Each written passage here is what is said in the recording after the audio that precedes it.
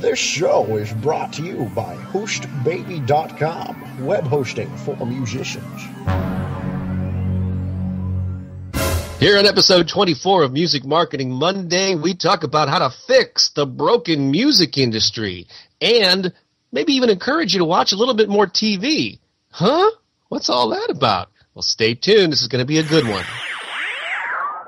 Information, inspiration, motivation for the modern musicpreneur. Time to start your week right. Here it comes, Music Marketing Monday, with your host, Bob Baker, Mr. Buzz Factor, and Billy Gryzak. The Music Marketing Mind. Ready? Are you sure? Set. Here it comes. Swing, baby. Good morning, Music Marketing Monday Mind people. This is Billy Gryzak, the Music Marketing Mind, and this is Bob Baker, Mr. Buzz Factor. Man, I just had to turn my volume down on my headphones. You kind of blew me out of the water with that opening, but I'm glad you're excited, Billy. I am excited. You know why I'm excited? Why is that? Because I love TV. Seriously, I am a TV person. I have been glued to the television since I was about 5 or 6 years old when I watched the very first episode, true story, with my Uncle Ray, of Star Trek. First episode, first night, live, bam, there I was, man, and I've been watching TV ever since. And you know what? No wonder you're such a Trekkie. Yeah, I am, man. Trekkie. I'm telling you. Yeah. How's my picture, by the way? It is fine. You have to give me your new address, maybe maybe for Christmas or something. Yeah, something like that. But I bet you, I'm sure you've watched the original or any of the Willy Wonka, the Charlie and the Chocolate Factory movies or books or whatever. I bet you could relate to the character Mike TV. Absolutely. That's right, man. So you know what I'm saying, yeah. That was his thing. Maybe you've never seen the movie, you have no idea what I'm talking about, but yeah, it was a kid that watched TV all the time, and he lived in the TV world, and that is a topic of what we're going to discuss today. And this actually stems from an article that I discovered that was been making the rounds by a guy named Ted. I don't know how to pronounce his last name. It might be Goya. It's Gioia, but he wrote this for the Daily Beast website, and I was just really intrigued by it. I sent you the link, and you said, hey, let's do a show on it, and that's what we're going to do today, right? Yeah, man, I was totally into it on many levels. I mean, for one thing, this is really interesting, and I wasn't joking about being into TV. I really am. In case you folks haven't figured out, first of all, if you're a regular listener, thanks for pressing play and downloading. And if you're a brand new listener and you're wondering what the heck is going on, are they just going to talk about TV all day? Yeah, we probably are, but it will relate to music and marketing and hopefully having a cooler career all because of it. But yeah, I've been a TV person. My family are TV people, and it's really interesting because as my career as a children's music artist, I'd say about 80-90% of my peers are totally into this culture of turning off the TV and unplugging and all that stuff. And personally, I don't get it because I believe that TV is part of our culture. It's the modern. It's another way we communicate, as in books and stories and movies. And I've never been one of those people say turn off the TV. I think there's a lot of good, just like anything else. There's a lot of bad books. There's a lot of bad movies, but there's a lot of good too. And it might turn out, according to this article, that TV might have the answer to saving the music business. In fact, that's the title of Ted's article, 5 Lessons the Music Industry Can Learn from TV. And I admit I'm one of those people, the older I get, the less I watch of television. But I do watch some, and I think, and this parallels what he talks about in the article. I mean, a lot of my sentiment, and I'm shared by a lot of people, is that, it's just a bunch of mindless drivel. It's all formulaic, shows, and it's just, turning my brain into cotton candy or whatever. But there's a new form of TV that's not only successful, but it has a lot of elements that he thinks the music industry can borrow. So you just want to go ahead and dive into this thing and start examining it a little bit? Yes. And I do want to say, number 3, when we get to it, I just want to jump ahead. if you're going to tune us out, wait until after number 3 because it's a real eye opener. Okay, that's it. Go ahead.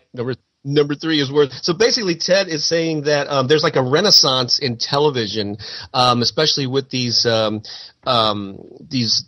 original series that are not done by the typical studios. And I think maybe it started with The Sopranos. I'm not sure exactly how the television industry works, but I think like independent production companies create shows and then they try to sell them to different networks. Well, and of course, in recent years, things like Netflix, Hulu, and Hulu Plus they're becoming more and more common ways. In fact, I don't even have regular cable or satellite or anything. My only access to programmed television shows or movies is through Netflix, Hulu Plus, and then I have Amazon Prime, which allows you to stream stuff. But both Netflix and Hulu are creating their own original series, and many of those shows have proven to be very successful. And basically Ted is saying in so many words that there was a time when TV was a lot like the music industry where you pretty much got it for free, through broadcast television. It was sort of taken for granted. They used a lot of formulaic approaches to creating the shows. They were, lowest common denominator to attract the widest audience. But these new shows are proving a new model, and they're successful. They're financially profitable. They're very popular, and so he lists 5 lessons that we can learn from this new phenomenon and apply to music. So, are you excited about that, Billy? I'm super excited, and the thing that really excites me even more than number 3 is the fact that TV actually started out as a free medium. Let's understand what we're saying here. Free. You got a TV, you plugged it into the wall, you adjusted the rabbit ears, and bam, you had Uncle Milty right in your living room for free. Ed Sullivan. Exactly. Yeah. The Beatles. We saw the Beatles for free, those of us that are old enough to remember. I mean, it's like, bam, for free. And it's a lot like, check this out, we could almost done a comparison that happened also in the industry of, ready for this one? Water. I remember an episode of Coach. We're talking TV here. So there was a TV show called Coach. And it was back before bottled water was a big fad. And this older guy goes to visit his daughter, and she's saying, would you like some water? And she hands him a bottle of water, and he's like, what's this? She goes, oh, it's water. He goes, how much did you pay for this? And she says, $1. He says, wait a minute, you're paying for water. He says, let me show you something. He walked over to the faucet. Look at this. You turn it on, and water comes out of it all day long for free. And that's what TV used to be like. It was all free. And according to this article, only 8%, I believe, of people get their television for free anymore. They just using the rabbit ears. Everybody else is paying for it. Huh? What? Huh? That's true. Yeah, I guess through the subscription model in particular. Yeah, where you pay a monthly fee or whatever to get access to all the shows that a particular platform offers to you. And we can see how and admittedly, I want to also preface this by saying that a lot of what Ted is writing about here, it's a message to the music industry. So it's like he's speaking more to record labels. So as we go through these, I'd like to maybe also talk about how independent artists can apply this to their own careers. Because not everything is applicable, but a lot of stuff is. And, I guess depending on the artist. Right. But you want to start just ticking through the 5 lessons that he talks about here? Number 1. Number 1 with a drum roll. And this is interesting how this is going to apply to you, knowing what you've done all the past 10 or 12 years. But he says target adults and not kids. So basically a lot of the music industry, the pop, the Billboard charts and all that, admittedly a lot of it is geared toward the teens and the 20s, somethings who are the big consumers of music supposedly, and so it's kind of dumbed down and it's poppy and it appeals to their psyche and their relationship issues and all that, not so much to adults. But these shows are actually not geared for kids. They're geared for more sophisticated older people. And as a children's music artist for all these years, what do you think about that? Well, as a children's music artist, I never have ever advertised and or promoted myself to children because, quite frankly, they're not allowed to hold the wallet. Right. Yeah. So it's important to know who it is that. See, I just recently guested on a blog, and they said, "What's your advice for releasing your CD? Like best strategies for promoting your CD?" And I said, before you even make the album, decide who's going to buy it. You know what I mean? And, Right. and because that's going to determine how you're going to market it, you know? So my thought is this: before you do anything, know who I'm a broken record here. Know who you're going to sell it to. So in my case, yeah, I agree. Adults spend money. Teenagers don't. Teenagers want everything for free. They always have. And now with technology, they figured out how to get it. Yeah, and I've been saying this for years. There are a lot of people who, for whatever reason, they're later in life, maybe they're in their 40s, 50s, even their 60s, and they're either getting back into music or still trying to, keep the dream alive or whatever. And they go, oh, why even bother? Music is a young person's game and blah, blah, blah. And I'm going like, that's nonsense. You don't have to appeal to the typical hit song demographic to be a successful musician. You should appeal most of the time to people that are your own age. And I always remind them that adults still are, don't mind spending money on stuff. They often have the disposable income. And so, yeah, I think this whole notion of purposely appealing to adults, if that's the type of music that you make, obviously if you're playing pop dance music, then that may or may not work.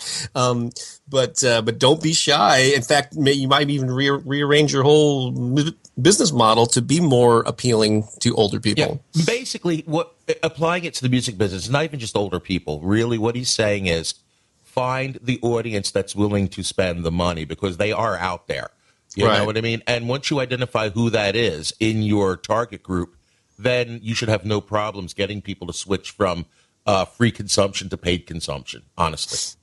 Right. So, in other words, I guess another thing he's saying is that there's this sort of this advice that a lot of people give that you're not going to make any money on the music and you just got to give it all away, and then you make money on touring and shirts and all that. And there's there's definitely people that have made that model work. But he's just basically saying something I've said many years, like always question every piece of advice. Every assumption that you make about how to build a career, and maybe that whole thing about music just needs to be free because that's the era that we live in. Maybe you can reverse that trend and find another way through it. His number 2, kind of related, is embrace complexity. And so basically he's talking about appealing to sophisticated grown-ups. Again, or maybe even not let's just say sophisticated people. So people that don't mind a little bit of complexity. So maybe you don't have to dumb down your music to the most simple, repetitive, droning kind of pop format. And that's very true. I mean, I remember, this is kind of history repeats itself. I remember when disco was really popular and everything was doom, doom, doom, doom, and that's all it was. And then everybody got really sick of it after a while. And then that was when the urban cowboy thing came in. Now, it's really funny if you consider saying country music was more complicated than pop music, but at that point it was more interesting and sounded more challenging and fun for the listener than just going doom, doom, doom, doom. Then after they had too much of that, then they wanted something, a little bit more. So as trends change, people's taste, they want to grow. They don't want to hear the same beat over and over and over again. You know what I mean? And don't be afraid. Let's say you do some type of progressive music or some intricate music. Don't think that you have to suddenly start recording, Justin Bieber and Britney Spears style music if you're going to make it, because there is an audience out there for you, and they're probably, again, smarter people are more inclined to pay for quality. And if you are producing quality, that might be your audience right there. And then there are individuals who like different types of music based on the mood that they're in. So there may be times when they want to dance to Brick House or some, old disco classic, mindless, fun music. And then there may be other times when they want to hear more intricate stuff, so you appeal to different people, different people in different moods. So, it's pretty much wide open to whatever you want to, you just got to decide what type of artist you are and what group you're trying to appeal to. And one thing to remember is, no matter how small that group is, it's probably larger than a band like the Beatles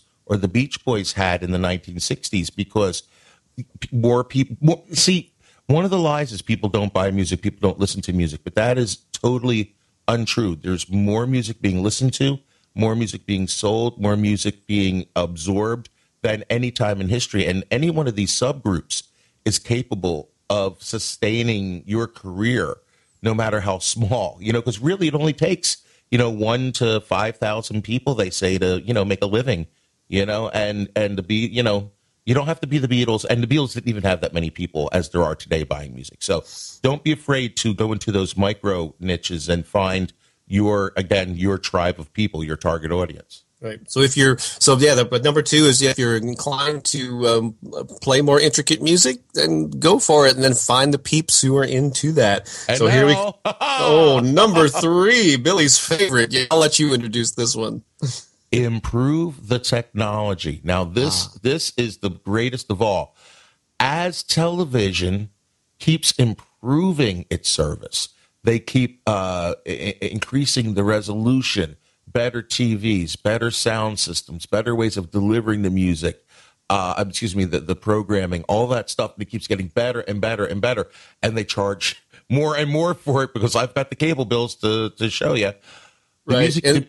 And the quality of the camera work and the everything. Special effects. I mean, it's just like, just like musicians have access to the, top pro studio tools, so do, filmmakers or TV show makers. In fact, I don't know if you've ever seen shows like Game of Thrones, for instance. Dude, these shows look better. Let me say that again. These shows look better than a lot of movies I go see. It's amazing what they're doing in television now. It's just incredible. But the point is, TV keeps getting better and better. They keep pushing the envelope. They keep making higher quality products. And guess what the music business does, Bob? The opposite direction. Right. Yes, because people are listening to stuff in earbuds, on their phones. The fidelity, the whole thing about high fidelity has gone out the window for most people, but there's still a group of people that appreciate it. That's right. It's amazing. It's like, first we had, analog, which is like as close to, acoustically perfect as possible. And then as we've gone digital, which, held the promise of making it even crisper and clearer, then they invented, the MP3 and then the internet. And basically every generation we're getting worse and worse, and more music is free and free and free, and the quality goes down and down and down. Maybe It's possible to reverse that, Neil Young certainly is trying. Have you heard about that? I have not. Okay. But so what has he done? Well, Neil Young has he had a Kickstarter campaign where he was looking for I could look up the numbers, but I'm not going to. But he wanted some money to create this new type of digital player that would be exactly like listening to vinyl and analog, except it's digital. Cool. I think it's called Pong or something. But anyway, he needed like $1 million or something, and he raised, I don't know, like 10 million or some ludicrous amount of money. Wow. Because it proves that people actually really do want audiophile music. They, the older people again, the smarter people. I don't know what you want to call them, the educated buyer, but there are people out there that showed with their wallets that they don't want crappy sounding music, and they're willing to pay for it. And even to the point where, like, an album in this format, like you get the album, on an MP3 for what, like, free somewhere, or for like, $5, $10. But like, it's like, $50 or something for an album in this format. It's some crazy amount of money, but people are willing to pay for it because it is crisp and clear. They say it's just like being in the room with the band, and wow. And that's Neil Young's project. You can look it up on Kickstarter. Sorry, I don't have the information there. That's all right. Yeah, but you've probably heard that over the past decade, new albums are actually being mixed and mastered to sound good through earbuds and through the little bitty speakerphones on your iPad or your phone. And the quality. And actually, they've done studies with like younger people that grew up in the digital age, and they compared. Here's a song that was mastered for the new era for iTunes and MP3s and all that, and then here's a song that. What the way it sounded like when people listened back in the 70s or 80s or whatever, and they actually prefer what they're used to, and their ears are sort of adjusted to this lower quality sound, and that's kind of sad. Exactly, And also, our author of the blog post here mentions one I thought was really great. They said, when video games were invented, in the early 60s, they were invented to be shown on little console TVs. But nobody wants to play video games on little console TVs now because, the quality keeps getting better, but yet we're listening to, inferior music. So I love number 3. I think improve the technology. I think that's a great idea. Right. Cool. And then moving on, if we can, to number 4, that kind of ties into number 2. This is called Resist Tired Formulas. And basically he's just pointing out that a lot of these new shows, I'm trying to think of what they are, like Orange is the New Black. What's the one with Kevin Spacey? He plays a politician. Can't think of the name. I don't watch that one, but Breaking Bad is my favorite. Yeah, Breaking Bad is another one that he points out. But he's basically saying that these new shows do not stick with the tried and true formulas. They're made by innovative directors and producers, and they use storylines that surprise people and are not the normal the normal thing. And because of that, people are pulled in and they're more intrigued by it. Again, these more sophisticated adults who want a little bit more meat, more surprises and all that with their TV shows. And this compels people to watch the whole series and binge watch, and all that stuff. And so that can definitely be applied to music, can it? Absolutely. And by the way, House of Cards is the Kevin Spacey show. That's right. Yes, I haven't watched that one, but I hear it's very good. Dude, man, you got to get on the ball, man. Stop writing so many books and watch some more TV, man. I know. I gotta watch TV. I just need to chill out, get away from the computer, and get more in front of the TV. Absolutely, man. But I like this too. That's another one. It's beaten into our heads. You gotta have the formula. You gotta have the verse and the chorus, verse, chorus, bridge. Repeat the chorus at the end. Is that really the best? I mean, maybe that. And I have some notes here that when we get through all 5 about there are some differences between TV and music that I'll touch on here. That might not. You have to think about as you're applying these TV rules to music. But still, I like that. Break out of the norm. Do something different. I mean, true innovation doesn't come from just sticking with the tried and true. What's a new spin that you can put on how you create your songs? Absolutely. And number 5 is invest in talent and quality. Yes, and again, this would probably be a piece of advice more for record labels than an indie artist. But they're, I guess Ted's article talks about how they spend good money to get somebody like Kevin Spacey to be the, and when you have a top-notch actor, you get a better performance. Again, you're pulling more people in. They again have invested in the cameras and the editing, the special effects. It's high, like you said, it rivals a lot of movies you see in theaters, and so I guess how you apply that to music is let's put a priority again on excellent playing, knowing your chops, not being able to correct everything in the studio, but are you a monster player or a singer? Or, how would you apply that, Billy? Well, the main thing is that again, cream rises. You know what I'm saying? And there's nothing wrong with using formulas because formulas do work, but how can you take that formula and turn it on its ear to give some surprises? You know what I'm saying? That's really what it is. Mm-hmm. Some of my favorite songs and bands do use formulas, but then they catch you off guard with that thing that's just a little different or just catches your ear. You can't get it out of your head that you haven't heard before. I remember when Michael Jackson was recording, I think it was History, and what he did was he would hire a whole bunch of musicians from like really famous people, like the keyboard player from Toto and guys from Dire Straits, all these like really famous people, and he would put them in a room. This is really funny. And he would say, here's the track. I want you to lay down something that no one has ever heard before. That was all he said. He says, wow. Yeah, he says, create something that's never been heard by human ears before. And it's really interesting, and maybe you should try that sometimes. Sometimes when I'm, recording music, what I'll do is I will take the melody, and then the melody says, well, maybe we should be going to an F chord here, right? Because I'm playing an F note. But then what I do is I try to find every other chord I can that has an F note in it, whether it's in the key or not I'm playing in. But because I'm singing an F note, I could go to that chord. It's going to sound good. And it's like, wow, what's going on here? And it kind of gets your attention a little bit. So, sometimes, just breaking the rules a little bit, if you're in a style of music that has, a pretty much a conventional style, if you want to like get airplay or something like that, or you want to be a dance musician, obviously you're not going to play in 7/8 time, but do something a little interesting to stand out from the crowd is always good. That's my thoughts. Yeah, yeah, and even though I know this is supposed to be how to fix the broken music industry, I will say, because I have a teenage daughter, so often I'm listening to some of the pop stations and the radio, and there are some interesting things that are being done production-wise on a lot of those top 40 type of songs where they have maybe the overall song structure is based on formula, but the instrumentation that they use, or the beats, or the percussion, or they just do something with their odd sounds, unpredictable instruments that are used, and so there are some things that are pretty cool that are being put out today.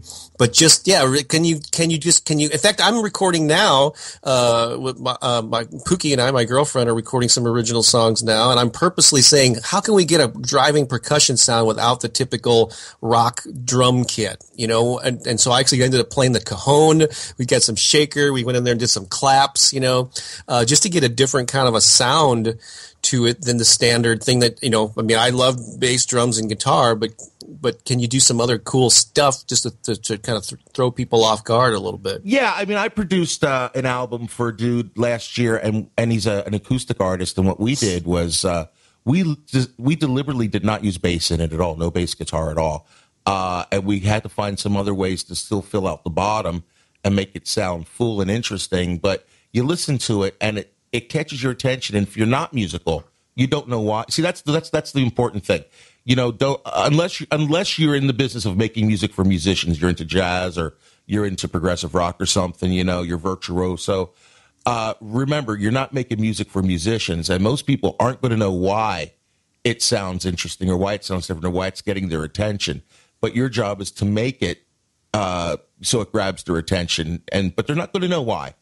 Typically speaking, you know what I'm saying? Well, they're just going to say this sounds. They're going to express how it makes them feel, or this sounds cool. I love the vibe of this. They're not going to know why. Yeah, like you said.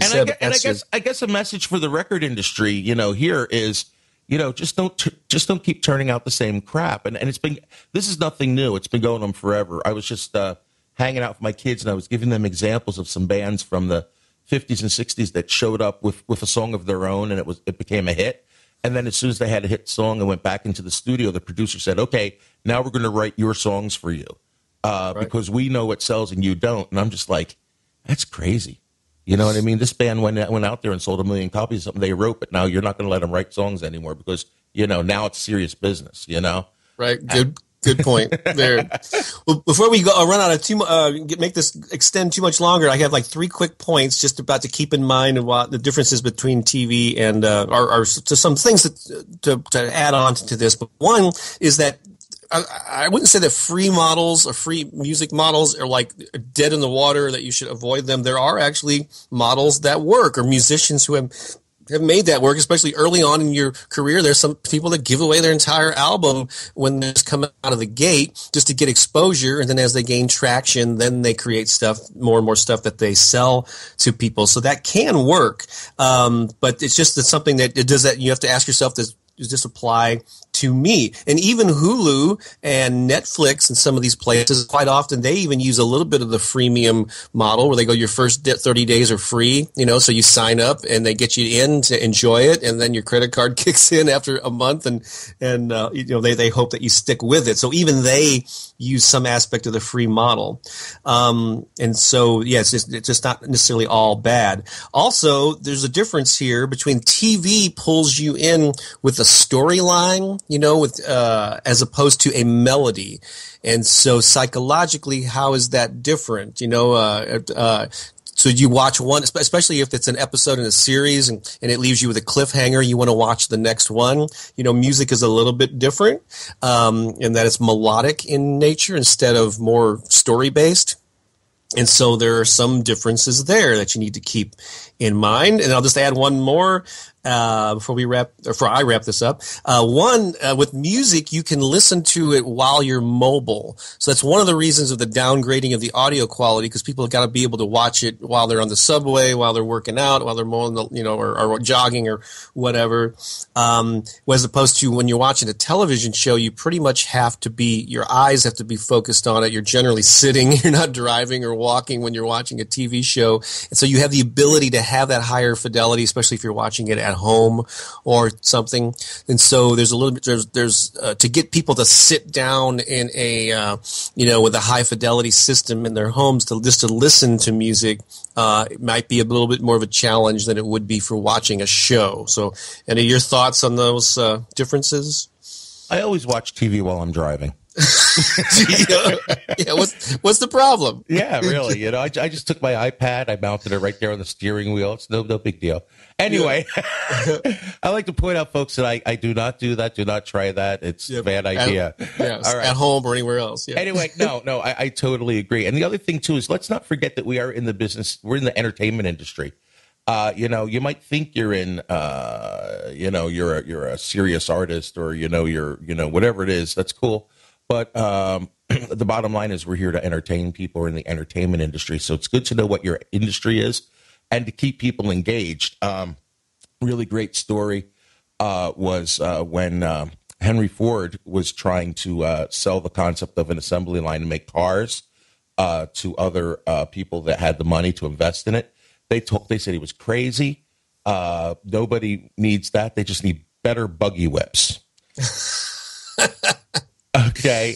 Yeah. And then Henry Ford's famous quote, of course, is, if I asked the people what they wanted, they would all tell me they wanted faster horses. So the bottom line is, do what you really believe in. Don't try to give the people exactly what they want. Don't follow all the trends. Now, you can't be ignorant to them.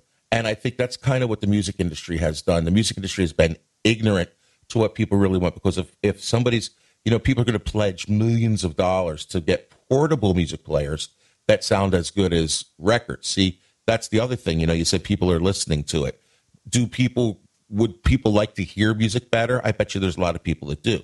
So again, don't be afraid to shake the boat. Don't be afraid to be different. Don't be afraid to grab people's attention. And let's shake up the music industry and see if we can wake them up and, turn it around just like TV has done, because I got to tell you, we're in a new renaissance of television, my friend.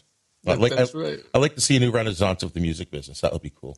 I would too, and notice about all innovation in any industry starts with the independent, the renegade artist who does something different, connects with an audience, and then it becomes mainstream because of their success. So just real quickly, Ted's 5 lessons what the music industry can learn from TV. 1 is target adults, not kids. 2, embrace complexity. 3, improve the technology. Woo-hoo. 4, resist tired formulas. And 5, invest in talent and quality. There you have it. I hope this gave you some thoughts to ponder. Yeah, and by the way, Bob, do you have this posted up on your site, a link to this?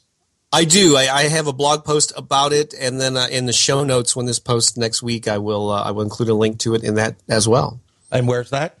Thebuzzfactor.com, and you could click just click the podcast link to find the Music Marketing Monday episode at thebuzzfactor.com. Sounds fantastic. And so that's where we can reach you, of course. And on Twitter, where are you? Mr. Buzz Factor, MR Buzz Factor. Way cool. And you can find me at Music Market Mind on Twitter and musicmarketingmind.com. And, next week we're going to have a special episode. Bob doesn't even know this yet. Next week we're going to be taking viewer suggestions, and we're going to actually discuss all the suggestions we get briefly, and then we're going to let you guys vote on which topics you want to hear. I'm totally. It's really funny. I just told you about Henry Ford said, "Don't listen to what the people want." and here we're going to listen to what the people want. You know what? So if you guys want better buggy whips. So next week we're basically going to give them a list of nominees of topics, but we're not going to go into it. But then they'll let them vote, and then we'll cover them on upcoming episodes. Yeah, maybe we'll cover like the top 5 or something like that. We'll I like that. Yeah, I like that. So where can you send these suggestions to? Well, obviously, you can always send them to our Twitters. You can go to our websites, find our email addresses. You can also what's that SpeakPipe thing we got? Yeah, speakpipe.com/Mr. Buzz Factor. Or maybe they can, if they're part of the Music Marketing Mind Facebook group, they can post it there too, right? Please do. And also, if you're, one of our followers that went through one of Bob's awesome music training courses. Those Facebook groups are still up, and we're monitoring those, of course. And also, don't forget that you can, I'm just like totally drawing a blank here, but there's another way you can reach us. Oh, yeah. Hashtag MusicMM. You guys aren't using that hashtag, and I'm really sad because it only cost us, $1 million to get that hashtag, the rights to that. That was expensive. Yeah. So, MusicMM, everybody, So, that's it for now, man. We've hit the 30-minute mark plus. So, yes. I think it's time we get out of here. And we'd love to thank our author again. What's his name? Oh, Ted Goya, I believe, and the Daily Beast website. All right, thanks, Ted. All right, have a great week. We love you. We miss you. And we're looking forward to hearing about those buggy whips, all right? All right. So long for now, kids. Peace out.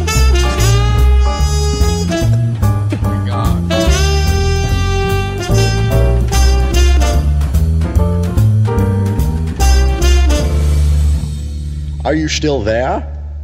Excellent! Now would be a good time to visit hostbaby.com for your free 30-day trial, of course.